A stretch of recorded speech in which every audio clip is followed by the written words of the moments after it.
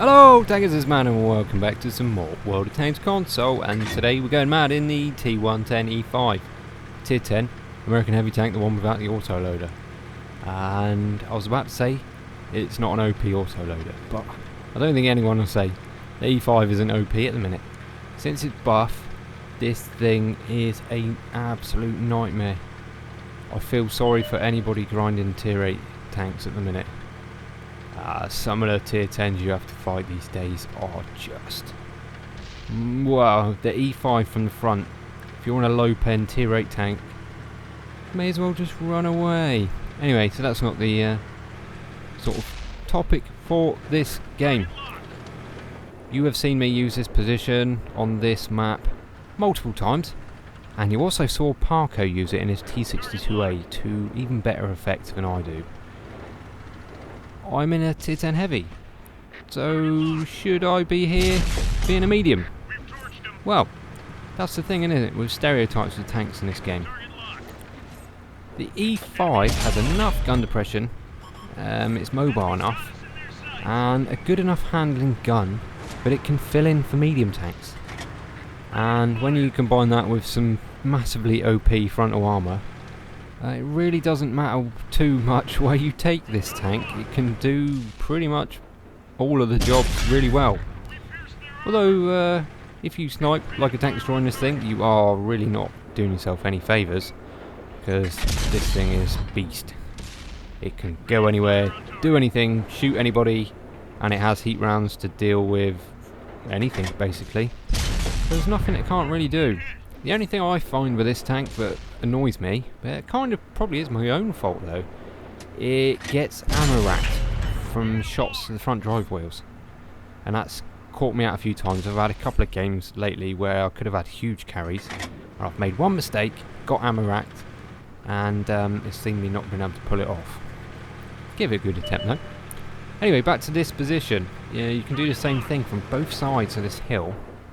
And because of the way the render system works in World of Tanks, when you're in the middle of the map, you have a lot more view range off to the 45-degree angles. So like if we're doing it on clock faces, well maybe not clock faces because that would be times, but on a compass dial, it's 45 degrees, so northeast, southwest, you know what I mean. You get a lot more render range than you do to your north, south, east, west. Which means when you're in the middle of the map, when people are off in the flanks, you can shoot them from a long way away. And that's why these positions are so important.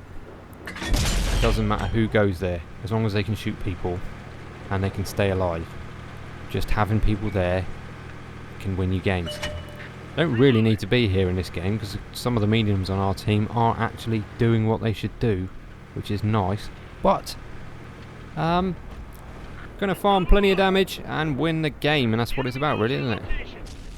Winning the game however you can. That's why I play this game, just to win.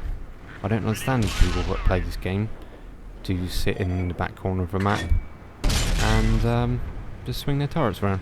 I think I said that in the last video as well, didn't I? Yeah, I really don't get it. Ooh, Death Star. Bounce. Typical. So we know what a Death Star is. As long as I stay hold down though, I'm going to take splash, aren't I? Everybody takes splash off a Death Star. But you shouldn't be able to penetrate me, not even on the hatch these days. That was the biggest thing with the E5 buff. The hatch used to be not really a weak point, but it gave you some sort of way to actually damage an E5 when they were held down. And now they've buffed the hatch. Like I said, Tier 8 tanks, whew, yeah, they can jog on. Tier 9s with Tier 10 guns have got a chance, but other than that, yeah, you may as well blow sweet kisses at this tank. Alright, this shot wasn't very good. I bounced, because I aimed in a really stupid place, but other than that, I've done alright so far. The gun on the E5 is awesome. Watch this. Boom. I'll take my first bit of damage though. I suppose it was a bit too much of my turret. But who cares? Got 14 tickets so far for taking my first hit. So not a bad game already. Yeah, bit of a farming simulator. But again, like I said, just having people in good points of the map is the difference. We do have quite a lot of people out on the flanks. You can see the eastern flank.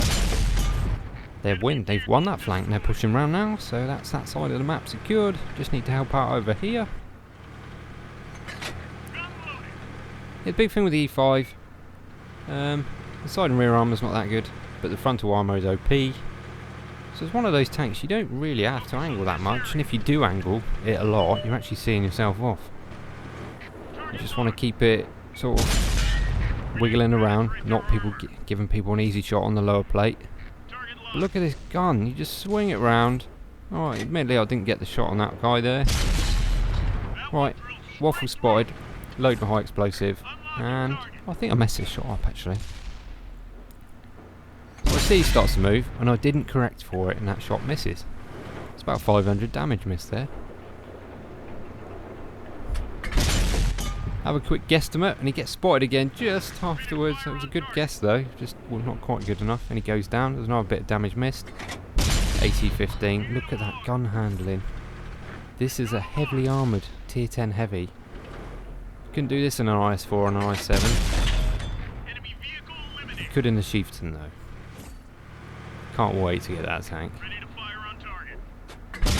Would I rather have this or the Chieftain? Well, can't give you an honest opinion yet because I don't have the Chieftain yet, but if it's anywhere near as good as this, it's going to be a damn good tank. Right, while we're here, let's talk about Operation Give Mad Credits. So, you guys have been awesome. Loads and loads of nice messages. Even people offering to give me gold from their own pocket, which I will not be accepting. It was extremely nice of you, but that was not the aim of the campaign. You guys shouldn't be giving me money. You guys spend enough money on gold and stuff already. And did Wargaming give me any credits? Well, no, did they? Did I expect them to? Well, no, really. Did I expect them to even care? Well, no, not really. Maybe if I'd spent £105 on the 4 tanks that I didn't want, maybe they would have cared. Maybe I'm just bitter.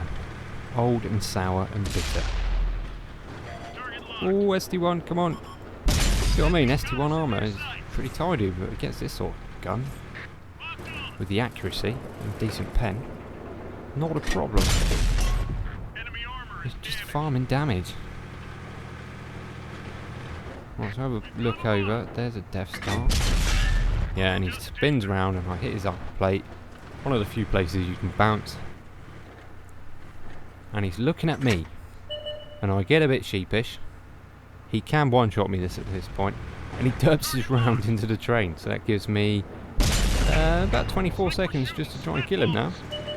He's hold down, loading first heat round of the game. Only got 2 AP rounds left anyway.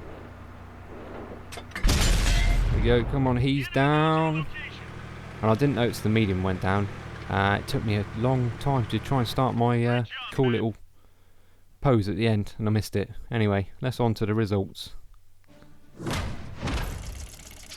So there we go, dismount credits. Not a huge amount of XP for a double because I was not spotting all of the damage I did there. It's only a mastery 1 for 7,500 damage, 1,300 assist points, Confederate and a sniper in the T110E5. Not a bad tank, and one you should definitely be grinding for if you haven't already. And the tanks that lead up to it are pretty good as well. T32, one of my favourite tier 8s. M103, not a bad tank at tier 9 either. Anyway, there we go guys. Hope you enjoyed today's Go Mad episode. Not particularly going mad in the normal style, but plenty of damage done. Anyway, cheers guys. Give it a like if you did, and I'll catch you on the next one. See you later.